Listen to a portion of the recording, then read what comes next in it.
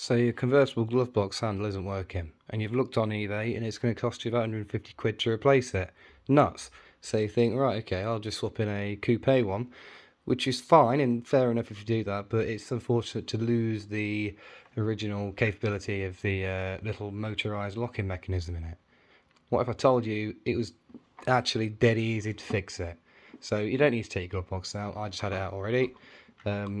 You've got your two Phillips screws, you take those out, easy peasy, and once those are out, it separates off. This literally just pulls off the back, and the front also just drops straight off.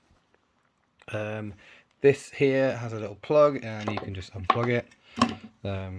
So there are one or two problems you might have. Number one, which apparently is most common, this here, there's a little stubble thing on it, and it breaks off.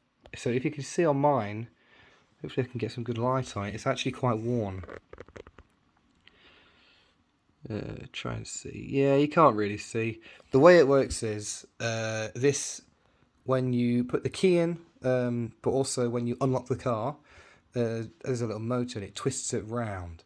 And when it's twisted round into the position where the little nubble thing is on the top, then on this side, it's allowed to push up against this little slanty thing here, and you can see that's sort of worn as well.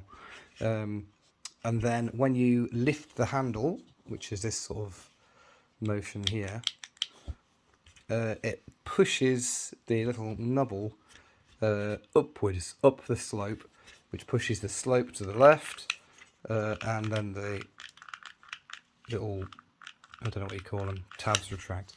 So on mine, actually, these wires here have just come off.